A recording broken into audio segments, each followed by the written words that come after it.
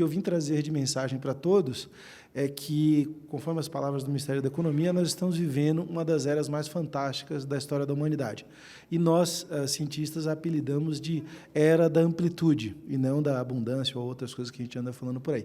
E por que amplitude? Porque, pela primeira vez na história, tudo é muito possível ao indivíduo, acima de qualquer limitação estrutural onde ele viva, acima da nação onde ele nasceu, da fé que ele professe, da condição social que ele nasceu. E isso não é muito demagogia. O problema é que, para entender isso, nós precisamos escalar um pequeno Everest de conceitos, né? E essa é a nossa jornada rápida dessa manhã. Então, como a gente escala o Everest, a gente se habitua um pouco na base da montanha para entender frio, ar, etc. E é o que nós vamos fazer com o estado do nosso tempo. Então, Zeitgeist é uma palavra alemã que quer dizer em que mundo vivemos nesse momento, ou como todos nós, humanos, de uma certa forma, pensamos sobre a realidade. E isso também é uma área interessante na nossa história, porque, enquanto seres humanos, é a primeira vez que estamos realmente numa aldeia global. A gente estava falando há pouco da China, e, apesar disso, a China professa uma série de mentalidades, principalmente as mais tecnocratas, do que a gente está fazendo. E isso tem a ver com a história do desenvolvimento humano. Então, passando muito rápido, a gente não está mais em eras de extinção em massa, mas viemos em uma jornada muito longa, de quase 100 mil anos em evolução. Então, desde a época que a gente era coletor, passamos a fazendeiros, depois de fazendeiros passamos a mercadores, depois de mercadores nós chegamos a industriais. E aí a gente começou a entrar na fase do iluminismo e da tecnologia. Então, a gente começou a falar muito de progresso humano ligado a essas evoluções tecnológicas. E esse é basicamente o espírito do tempo. O que a gente não atenta é que, junto com essas evoluções, houve uma aceleração muito grande. Então, nós saímos de um ciclo de 100 mil anos para um ciclo de 10 mil anos, para um ciclo de 200 anos, muito acelerado nos últimos 100, para um ciclo de 30 anos e, finalmente, para um ciclo de 5 anos. Esse é o acelerado que a gente viveu nos últimos anos. E é por causa disso que a gente vive, mais ou menos, uma sensação de ansiedade. Essa ansiedade ela tem a ver com o que a gente chama de século mágico. O que é o século mágico? De 1800 e alguma coisa até 1970, nós vivemos os períodos das grandes revoluções industriais. E, no final dessas grandes revoluções, o que a gente conseguiu? A gente conseguiu melhorar a qualidade de vida humana. Pouca gente lembra, mas em 1960 nós éramos 2 bilhões de pessoas no planeta. E uma pessoa como eu, com 49 anos, já estava prestes a se aposentar e com mais 10 anos de expectativa de vida no máximo. O que aconteceu de tão drástico que a gente teve essa evolução tão grande em apenas 100 anos?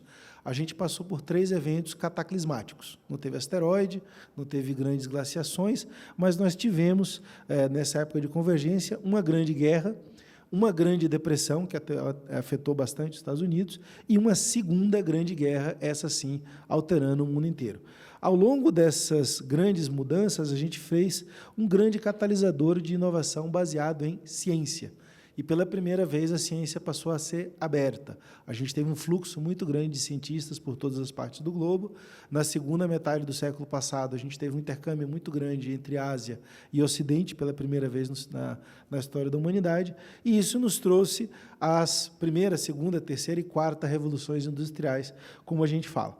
Isso foi a era da humanidade aumentada. Nós nos estendemos através de máquinas, computadores, telecomunicações e vários outros fatores tecnológicos. Então, eu vou passar bem rápido por isso e situar que a gente começou a viver essa era da abundância graças à automação. Aqui no Brasil, a gente tem muito palpável isso na questão da indústria de soja. A automação da soja nos levou a ser um dos grandes produtores mundiais. Mas isso não é o suficiente. O que aconteceu é que, no final da quarta revolução industrial, nós começamos a entrar num grande quarto momento de mudança da humanidade. E isso, sim, a gente apelidou de era exponencial. Por quê? No final, mais ou menos, de 2007 até 2009, nós passamos a contar com ferramentas de comunicação, ferramentas de colaboração e, principalmente, uma ferramenta extremamente pessoal, que, quando a gente está longe dela, a gente fica com crise de pânico, que é o celular, que nos trouxe ao indivíduo não só o acesso à informação, mas o acesso a ferramentas de trabalho. A gente estava falando agora dos caminhoneiros, a gente teve uma greve no país provocada pelo WhatsApp. E este tipo de ferramenta está disponível hoje para quase 5 bilhões de pessoas. Essa grande mudança nos levou a um estado absoluto de tecnocracia. Então, é como se nada mais importasse, como se a tecnologia fosse resolver tudo e fosse curar tudo. E isso nos trouxe um outro problema. A gente está acostumado a vivenciar ciência e tecnologia em ondas, de uma maneira que as pessoas que não são do mercado de tecnologia possam absorver esses impactos. Isso mudou muito, novamente, de 2015 para cá, e esse é o começo da quinta onda. O que mudou? A gente tinha ondas que a gente ouvia falar. Vocês me pediram para falar de blockchain, como se fosse uma tecnologia e uma onda. Neste momento, existem 1.800 coisas iguais a blockchain sendo desenvolvidas e cujos impactos as pessoas que as desenvolvem não têm noção exata de qual é. Me remeto à invenção da energia atômica, que culminou, por um lado, na própria energia atômica e, por outro, nas bombas atômicas. Então, esse é o momento que a gente vive da ciência. Então, a gente vê várias tecnologias, como implantes biométricos, como a parte de realidade virtual, como a parte de foguetes reusáveis, né? Eu sou cientista desde pequeno e eu nunca imaginaria que uma iniciativa privada fosse fazer foguetes melhor do que a NASA. E o Elon Musk não só fez, como mandou o próprio carro que ele também fez para Marte. Então, esse estado de tecnocracia das coisas nos levou a imaginar o futuro não mais em coisas palpáveis, mas em cenários. E é isso que a gente vivencia hoje nessa tecnocracia. A gente começa a pensar em realidades mistas. Eu poderia estar de casa fazendo essa palestra, sendo representado aqui por um holograma. A gente tem personagens do cinema que são a pessoa digitalizada, e a pessoa não mais está no set de filmagem fazendo alguma coisa. A gente tem hoje realidades virtuais na própria edição de vídeo, e a gente vê isso com algum susto, por um lado, mas também vê com grande esperança, onde você pode, literalmente, estender o alcance de uma pessoa mundialmente falando. Então, andando bem mais rápido em cima disso, o que acontece com o problema? Tudo isso é muito rápido para instituições que estão 2 séculos atrás e um ser humano que ainda está tentando se situar. Nós estamos falando de mais ou menos 5 anos, 2014 e 2015. E essa é a base do Everest. O que é essa base? Quando a gente pensa na tecnologia, a tecnologia não é humana. Nós precisamos dormir 8 horas por dia. A gente não precisa ficar 24 horas por dia conectado. Nós somos seres gregários, enquanto mamíferos. Nós precisamos ter um conjunto muito pequeno e muito finito de amigos e de pessoas com as quais a gente se relaciona.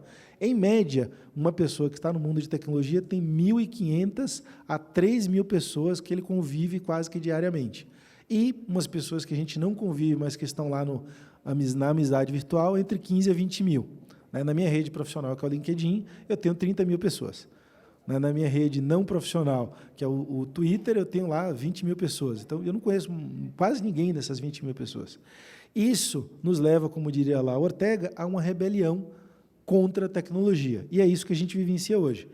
A quinta grande mudança é, ao mesmo tempo, ter toda a tecnologia disponível e ter esse incômodo de o que será que vai acontecer quando essa tecnologia for realidade.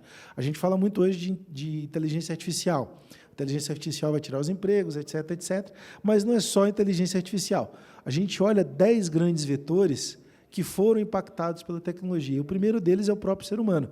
Nós somos pessoas diferentes.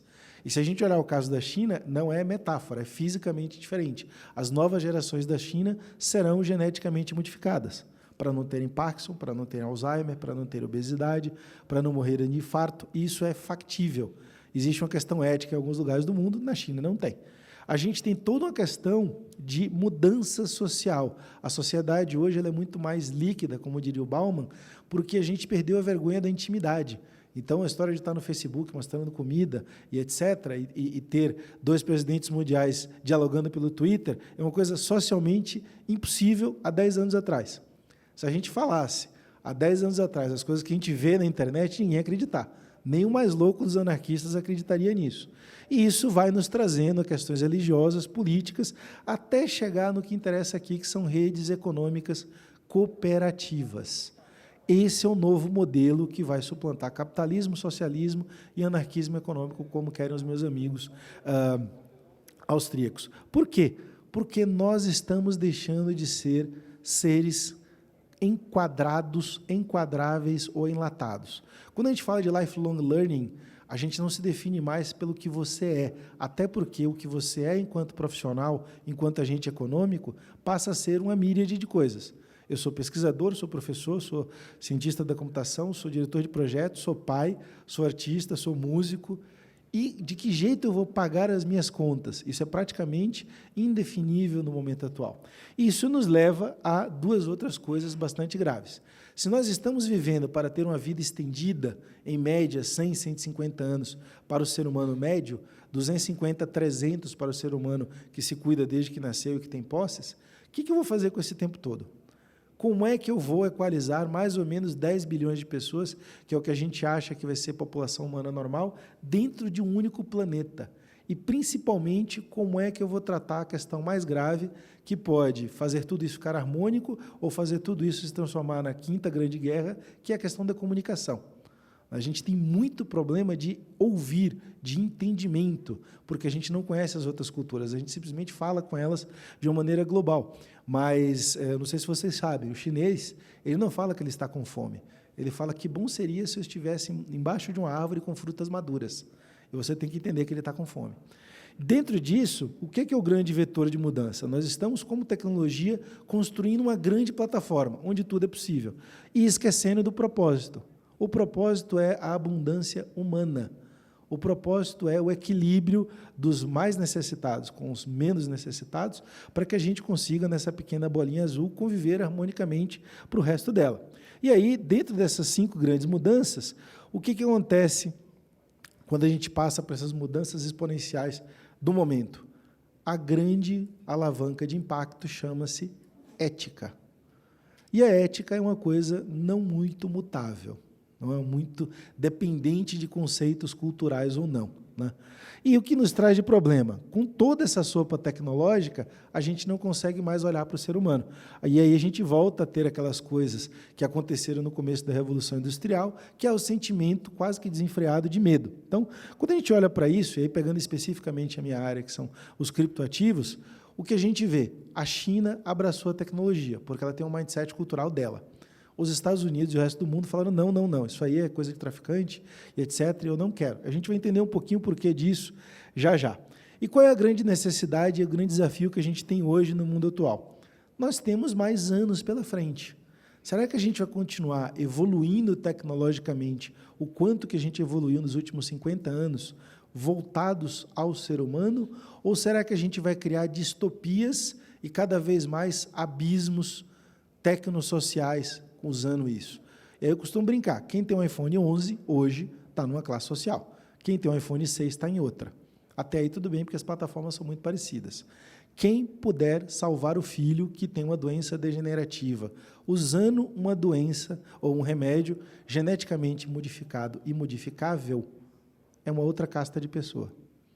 Então, se o Steve Jobs estivesse vivo hoje, ele teria cura para o câncer de pâncreas que ele teve. Custaria a bagatela de 100 milhões de dólares, mas ele tinha dinheiro para pagar. Uma mãe que tem um filho morrendo de doença degenerativa não tem isso. E como é que ela vive esse drama? Como é que nós, enquanto seres humanos, nos amoldamos a essa realidade e a essas diferenças, né? E aí, o que acontece no meio da nossa montanha? Nós vamos entender um pouquinho mais uma dessas tecnologias. E por que ela é especial? Porque ela tem um propósito libertário muito forte por trás dela. E ela tem uma característica que também não era muito comum no mundo da inovação. Basicamente, ela imprimiu o próprio dinheiro. Ela criou o que a gente chama, enquanto economistas, de dinheiro psicológico. Então, tudo isso começou com uma raça muito estranha chamada Cypherpunks. Cypherpunks é um grupo do qual eu pertenço, são hackers relacionados à segurança da informação, do lado bom, claro, e esse pessoal é muito influenciado por seres míticos da história da ciência da computação. Alan Turing, o pessoal que inventou a internet. Por quê? Na nossa visão, a questão individual essencial, ela não é centralizada, ela tem que ser do indivíduo e, por conseguinte, distribuída 100%. Então, para os cypherpunks, o direito à privacidade é o primeiro e mais inalienável direito humano. E, infelizmente, para nós, ele já foi embora há muito tempo. E aí, quando a gente ouve falar desta rede distribuída, é esse o primeiro grande pensamento. Quando a gente começa a lidar com a privacidade, qual era a primeira grande coisa que eu gostaria de ter? A privacidade das minhas posses individuais. E aí, já que eu não consigo fazer isso de uma maneira escritural, eu vou controlar a minha forma de ter dinheiro. E isso começou lá em 1982, com David Shaw, passou um pouco mais pelo Almaden em 89, passou pelo Aaron Swartz, que é um cara que criou o protocolo Tor de segurança, até chegar no que a gente conhece hoje como Bitcoin, em 2009. Só que o Bitcoin ele não é uma tecnologia única, eu vou passar muito rápido por isso, ele tem uma série de coisas lá dentro e, basicamente, não tem nenhuma outra maneira de eu explicar como funciona uma rede de blockchain aberta, a não ser esse vídeo, que é o vídeo de um cardume de tordos. São passarinhos ingleses e eles voam assim desde o dia que nasceram para se alimentar melhor. Ou seja, o todo se beneficia de um comportamento do todo. E por que a gente usa os passarinhos e não abelhas ou formigas? Porque as abelhas e formigas são inconscientemente um grupo que nasce para aquilo. Elas têm funções. Os todos não têm. Eles são indivíduos, só que eles se unem num propósito comum. E isso é uma rede autônoma, é uma rede distribuída, é uma rede que tem um ambiente confiável, e esse ambiente confiável nada mais é do que o DNA dos passarinhos, assim como os algoritmos do blockchain, e é uma rede de seres. O Bitcoin funciona assim, qualquer rede blockchain aberta para qualquer tipo de ativo funciona exatamente assim, sem líderes, sem controle, sem regras e etc. E esse era o sonho do Satoshi Nakamoto quando ele inventou essa tecnologia. Qual é o grande impacto no nosso mundo? Nunca foi criada a tecnologia blockchain. Foi criada uma tecnologia para ativos criptográficos. Ativos que me dessem a posse de algo sem a possível intervenção de alguém, não só nessa posse, como no valor desta coisa. Então, a gente criou uma espécie de diamante virtual. E aí, o mundo corporativo, alguns anos depois, entendeu esse conceito e descobriu uma outra coisa, que eles falaram, olha, nós temos um problema causado pela desconfiança entre as organizações. Ou seja, uma empresa não confia muito na outra e, por causa disso, a gente coloca controle em cima de controle, legislação em cima de legislação, e isso tem um custo. E aí se pensou em criar-se uma highway de garantias, uma internet onde as garantias fossem possíveis. Isso é o que está sendo criado enquanto tecnologia blockchain, né? Passando rápido também, isso está tão comum que empresas aqui no Brasil, como a Magazine Luiza, estão investindo pesadamente nesse tipo de coisa, estão trabalhando com esse tipo de tecnologia para, principalmente, criar o que a gente chama das superaplicações financeiras. E essa é uma das características do nosso tempo. A gente se acostumou a ver banco é banco, seguradora é seguradora, varejo é varejo. Mas se a Magazine Luiza tiver uma seguradora, um banco, uma wallet e o varejo, ela é o quê?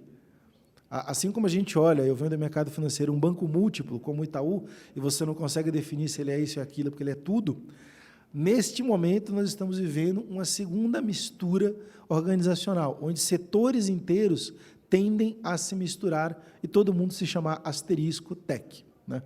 E em que pé nós estamos dessa tecnologia? Lembra que eu falei que a tecnologia imprime dinheiro? Isso é de 2017 até meados de 2018, os fenômenos que a gente chamou de ICO, Initial Coin Offering. Nesse período, foram angariados 50 bilhões de dólares, que chegaram a ter uma valorização de 150 bilhões nos últimos 2 anos. E, neste momento, todo esse dinheiro está sendo usado para criar mais de 10 mil empresas de tecnologia relacionadas a esse setor. Empresas de tecnologia pura, ou seja, de infraestrutura, e empresas de modelos de negócio, como seguros globais baseados em blockchain. Ou seja, a gente está criando muita e muita empresa.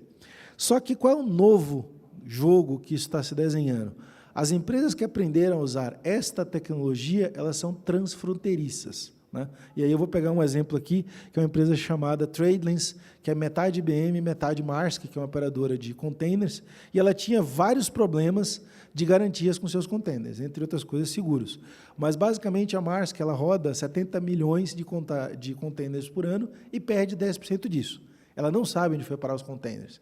E aí ela criou uma estrutura tecnológica envolvendo todos os portos do mundo e hoje as 5 maiores empresas de containers para que todo o processo de containers seja colocado numa plataforma blockchain.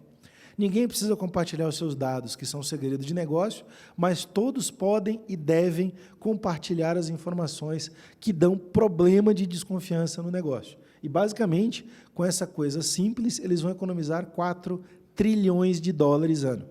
Então, é um custo da indústria de transporte que desaparece. E isso nos traz várias outras possibilidades em relação ao que essa tecnologia pode fazer. Então, para não ficar delirando muito, eu vou trazer um caso brasileiro, de uma realidade brasileira. Então, qual é a realidade? Existe uma necessidade muito forte hoje da gente apoiar pequenos empreendimentos familiares. E aí, em especial, uma coisa que me toca muito, porque eu tenho 2 filhas, pequenos empreendimentos familiares liderados por mulheres, né? Então, infelizmente, aqui não é Zimbábue, uma mulher a cada hora ainda é estuprada nesse país e uma a cada 5 horas é morta. Então, a gente não está muito longe para fugir dessa estatística.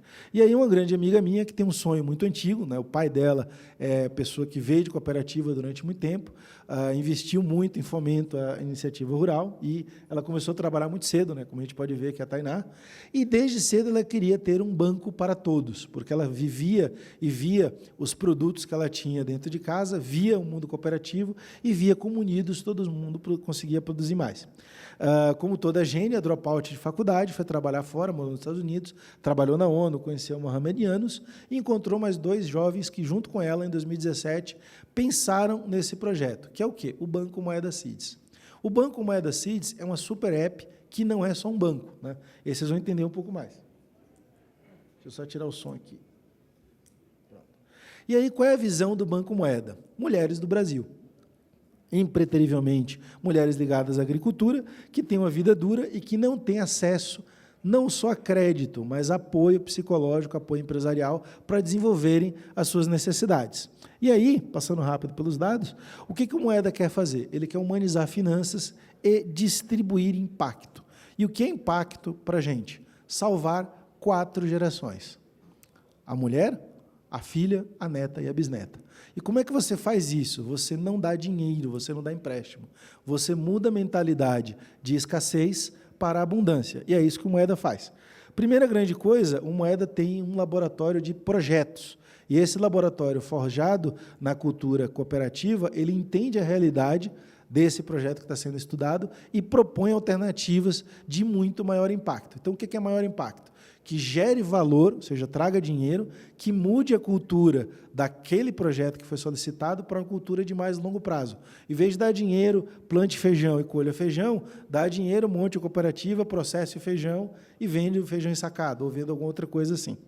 Por que a gente fala muito da questão do blockchain? Porque a Moeda é a maior empresa de brasileiros, infelizmente não foi feito isso no Brasil, a captar via um ICO. Eles captaram 20 milhões de dólares em 2017, através de uma subsidiária no Uruguai, e numa operação feita na Suíça com investidores chineses.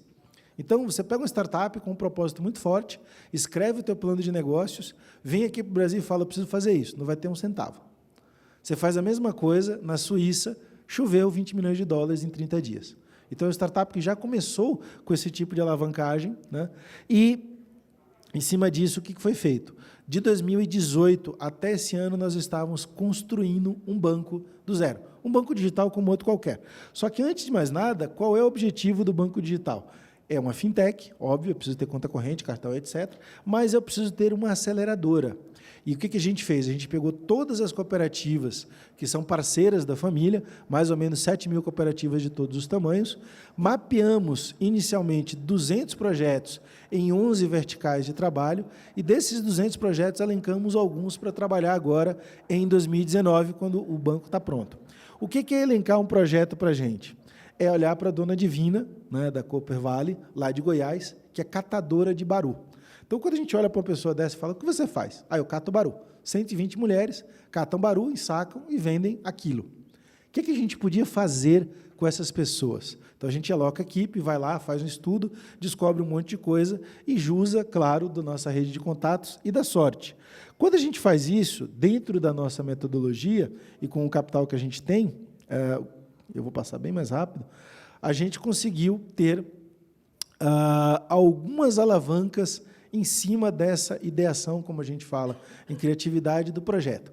E aí, qual é o grande propósito da segunda parte? Uma vez que o projeto esteja pronto, ele só vai ser viabilizado se ele tiver crédito, acesso a gastar o dinheiro que ele tem e um lugar para vender esses produtos que ele faz. Então, o Moeda também tem um marketplace, tem um e-commerce, como se fosse a Amazon ou o Magazine Luiza. Tem um banco que hoje é subsidiário da Caixa Econômica, que vai ter uma conta corrente em breve, a gente está pegando 2 licenças, e tem um cartão, que é o cartão da Mastercard. Quando a gente junta tudo isso, o que acontece? A gente pega a Dona Miriam, que colhia café. Fala, Dona Miriam, o que a senhora faz? Eu planto um café arábica, Arauto, que é um café de excelentíssima qualidade, torro em saco como todo mundo no mercado.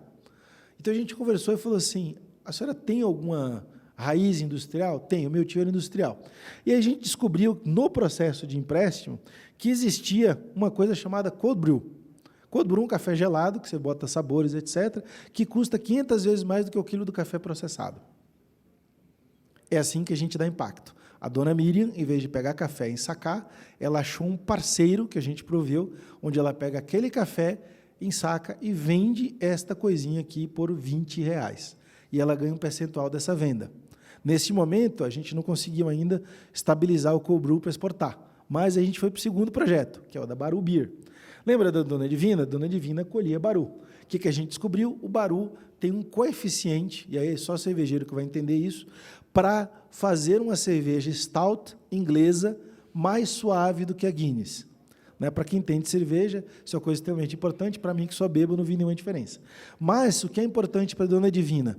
Essa cerveja consegue ser estabilizada e enlatada, ou seja, ela vive 120 dias. Dá para exportar para a terra da Guinness. E nós estamos vendendo essa cerveja a R$25 nos bares de São Paulo, inclusive para a Europa.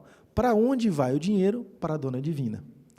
Então, do mesmo jeito, ela continua com a cooperativa de Baru, a fábrica de cerveja fica em São Paulo, ela ensaca os melhores grãos, manda para cá e ela recebe isso de volta. Como é que isso acontece? Dentro da estrutura do Moeda, e eu vou mostrar um pouquinho mais adiante, a gente tem também, além da estrutura de e-commerce, uma coisa garantida no blockchain que a gente chama de split payment. Automaticamente, quando a venda é feita, aquela venda, dependendo do produto, já é direcionada, inclusive, para a pessoa cooperada responsável por aquele produto. E aí a gente pega o último projeto do ano, que é o projeto Artesanias, onde mulheres do Ceará, literalmente as mulheres rendeiras, que fazem artesanato no Ceará. Pela cara da dona Aldenice, vocês devem perceber que ela faz isso há bastante tempo. Só que ela fazia, junto com várias outras mulheres, esse tipo de artesanato. Dá um trabalho danado, ela cobrava por hora e não tem valor percebido. Então, o que a gente fez? A gente pegou uma empresa de design, lá de Fortaleza, que tem uma linha chamada Catarina Mina, em homenagem a uma mulher negra de lá, e acrescentou o design. A gente pegou 18 modelos, a empresa cedeu os designs para as artesãs, e a gente vende essas bolsinhas aqui. Ó. A bolsa da dona Aldenice era vendida por R$30, em 10 vezes no WhatsApp. Essa bolsa custa €400, para ser vendida no Marketplace, na coleção Inverno Europeu, onde provavelmente as meninas chinesas vão comprar. Para onde volta o dinheiro? Para uma cooperativa de 15 mil mulheres em Fortaleza.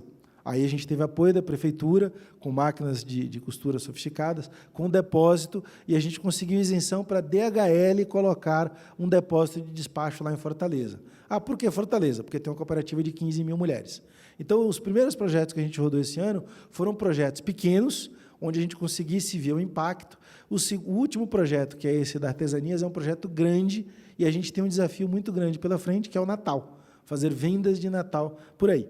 E aí é assim que a gente gera impacto. A gente coloca tudo isso numa venda, quando a venda é feita em criptomoeda, isso tem um split, e aí a artesã sabe o quanto ela vai ganhar, e quem está comprando a bolsa sabe quem está recebendo esse dinheiro. Essa é a transparência que um blockchain consegue fazer. Né? E o que mais a gente está fazendo? A gente está fazendo outros projetos aqui no Brasil e já estruturando para 2021 começar a ser uma operação global.